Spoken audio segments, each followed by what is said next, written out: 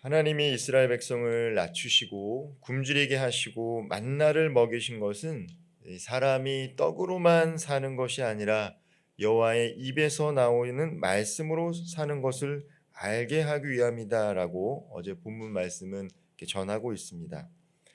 어제 함께 나눴던 본문 말씀에서는 이스라엘 백성들에게 약속하신 가나안 땅이 얼마나 이 풍요로운 땅인지 이렇게 이야기하고 있다라면, 오늘 함께 읽었던 본문 신명기 8장 11절에서 20절까지의 말씀은 그 풍요로운 땅에, 그 약속의 땅에 거하기 위한 자격 조건이 있다라는 것입니다. 그 자격 조건이 무엇입니까? 바로 하나님을 잊지 말고 겸손하게 살라라는 것이죠. 하나님은 이스라엘 백성을 아버지가 자녀를 징계함 같이 가르치셨습니다. 그리고 징계의 목적은 바로 이스라엘 백성의 멸망이 아니라 하나님의 자녀, 하나님의 사람들을 낮추시어 그가 겸손함으로 하나님께 나오며 또 겸손함으로 늘 하나님과 거하게 하기 위함입니다. 그리고 그렇게 하나님 안에 거하는 삶, 예수 그리스도 안에 거하는 삶, 성령의 인도하심을 받는 삶이 바로 인간이 누릴 수 있는 가장 큰 복이다라는 것이죠. 우리는 이제 원죄라는 말을 듣습니다. 오리지널 신, 근원적인 죄가 있다라는 것처럼 근원적인 복이 있죠. 원복이 있습니다. 그 죄가 들어오기 전에 인간이 누릴 수 있는 상태가 바로 가장 복된 상태라는 것이죠. 하나님께서 천지를 창조하시고 아담이 죄를 짓기 전에 하나님은 에덴 동산에서 인간인 아담과 기쁨을 누릴 수 있는 그 상태를 보여주셨습니다.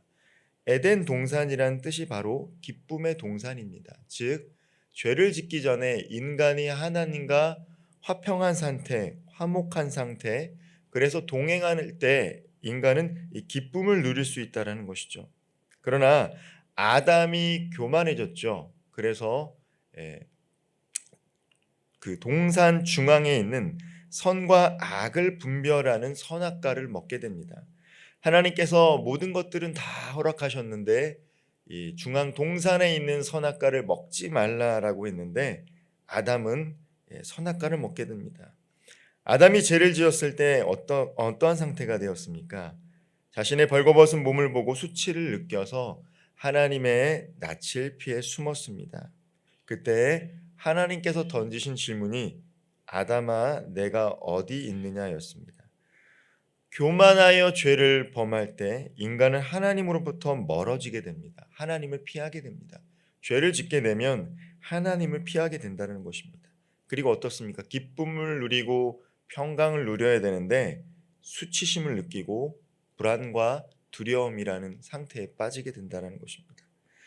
하나님께서, 그리고 하나님의 말씀인 이 성경이 계속 하나님의 사람들에게 겸손하라, 순종하라라는 것들을 강조하게 됩니다. 우리는 신명기 말씀을 통해서 순종할 때 복을 받는다라는 말씀을 계속해서 듣고 있는 것이죠. 모세를 통해서 하나님께서 왜 순종을 계속해서 말씀하십니까? 진정한 복은 순종을 통해서 얻게 되는 것이기 때문입니다. 순종할 때 주님께 가까워질 수 있고 주님과 동행할 수 있기 때문입니다. 이를 위해서 모세는 이스라엘이 하나님을 사랑하고 그분의 계명에 순종하면 하나님이 주시는 복을 받을 것이다 라는 것을 여러 차례 설교를 했습니다. 모세 또한 그 순종의 결과로 얻은 복을 이미 경험해 봤고 하나님께서 이스라엘 백성들에게 베푸신 기적들을 몸소 체험했기 때문에 그렇게 말씀을 전할 수 있었다라는 것이죠. 하나님은 아버지로서 자녀들을 완전케 하시려는 목적으로 시험하고 징계하십니다. 인간이 어떻게 완전해질 수 있겠습니까? 그럼에도 불구하고 하나님께서 우리들에게 원하시는 삶을 살도록 인도할 때, 그리고 그렇게 살아가려고 할 때 우리는 주님 보시기에 의로운 존재로서 삶을 살아갈 수 있다는 것입니다. 하나님이 자녀에게 시험을 주시는 이유는 좋은 땅, 약속의 땅을 유업으로 받을 수 있는 그 자격을 갖추게 하기 위함입니다. 하나님을 사랑하고 두려워하며 자신을 하나님의 다스림에 복종시키며 하나님의 임재 안에 거하는 사람들이 될 때 우리는 주 예수 그리스도 안에서 성장과 성숙을 경험하게 될 줄 믿습니다. 그러나 인간은 풍요를 누리게 될 때 교만에 빠지기 쉽다라는 것입니다. 오늘 함께 읽었던 이 본문에서 누누이 강조하는 것은 무엇입니까? 가나안 땅의 그 풍요로움을 경험하게 될 때 여호와 하나님을 잊지 말라라는 것입니다. 이스라엘 백성들은 광야 생활을 하며 유목민의 삶을 살았죠. 이전에 이스라엘 백성들은 정착하는 삶을 살지 않았습니다.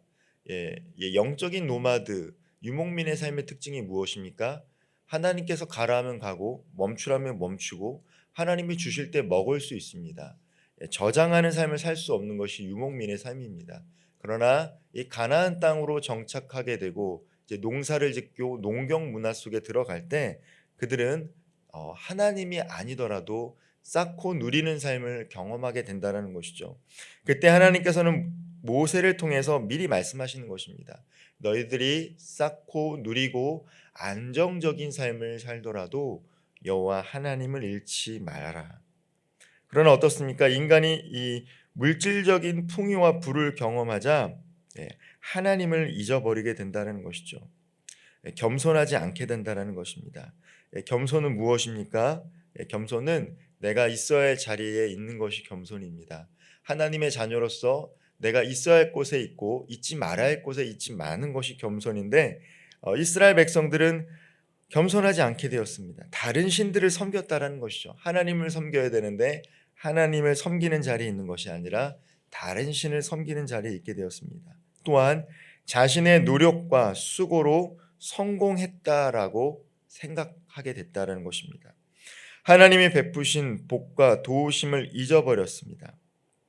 하나님이 우리에게 복을 허락하신 목적이 무엇입니까? 물질을 허락하시고 건강을 허락하시고 또 이 땅에서 많은 복을 허락하실 때의 목적은 하나님을 잊어버리고 풍요 속에 도취되어 살아가는 것이 아니라 하나님께서 우리들에게 허락하신 것을 선용함으로써 하나님께 영광 돌리는 데 목적이 있습니다. 인간의 생사화복과 모든 것을 주관하는 것이 바로 하나님임을 인정하는 데서부터 우리는 겸손할 수 있습니다. 우리가 누리는 이 모든 것들이 내 노력으로 이루어졌다 할지라도 그 노력을 통해 성취되었다 할지라도 하나님의 은혜 없이는 불가능했음을 고백할 수 있는 것이 바로 겸손함입니다. 그리고 그때 비로소 우리는 어떠한 상태에서도 가난하든 부하든 어떠한 상태에서도 늘 감사하며 주님과 동행하는 삶을 살아가게 되며 또한 성도들이 그러한 삶을 통해서 하나님은 홀로 영광받게 되는 것입니다. 오늘 본문 말씀을 통해서 모세의 말씀을 통해서 어떤 사람이 하나님의 약속의 땅을 유업으로 받을 수 있게 되는 것을 보여주고 있습니까? 하나님을 사랑하고 하나님을 두려워하며 말씀에 순종하며 하나님의 임재 안에 거하는 사람이 약속의 땅을 취할 수 있고 또 계속해서 누릴 수 있는 것입니다. 받는 복뿐만이 아니라 그것을 계속해서 지키고 누리는 복을 얻기 위해서는 겸손해야 하며 늘 주님 안에 거해야 됩니다. 하나님이 주시더라도 그 주신 것을 지키고 누리기 위해서 그리고 다음 세대에게 전하기 위해서 우리는 계속해서 하나님 안에 거하며 순종하는 삶을 살 때 계속해서 이 복을 누리게 될 줄 믿습니다. 오늘도 날마다 말씀에 순종함으로 하나님께서 우리들에게 허락하실 유업을 받고 또 이미 주신 것을 누리며 살아갈 수 있는 귀한 성도님들 되기를 바랍니다. 기도드리겠습니다. 사랑과 은혜가 풍성하신 하나님, 우리는 삶을 살아갈 때 하나님께서 우리에게 허락하신 것을 잊어버릴 때가 있습니다. 그리고 우리의 노력으로 우리의 열심으로 성취했고 그렇게 누릴 자격이 있다라고 착각할 때가 있습니다. 그러나 주님, 늘 겸손한 마음을 주셔서 주신 분도 여호와시오 또 가져가실 수 있는 분도 여호와이심을 깨달아 알게 하여 주시옵소서. 사랑의 하나님, 하나님께서 이 나라와 이 민족을 축복하시고 또 이 세대를 축복하셔서 평안한 가운데 이렇게 하나님을 예배할 수 있는 복을 우리들에게 허락하셨는데, 이것이 얼마나 큰 복인지를 깨달아 늘 겸손히 기도할 수 있는 모든 성도님들 되게 하여 주시고, 또 성도님들과 우리 한국교회에 주신 이 복을 누리고 지킬 수 있도록 늘 말씀에 순종하며 겸손함으로 주님과 동행하는 삶을 선택하며 살아갈 수 있도록 우리의 마음의 문을 열어주시고 인도하여 주시옵소서. 오늘도 주님과 동행하며 하나님께서 주실 것을 기대하며 이미 주신 것을 지키고 누릴 수 있는 하루 될 수 있도록 허락하여 주시옵소서. 이 모든 말씀 우리 구주 예수 그리스도의 이름으로 감사히 기도드립니다. 아멘.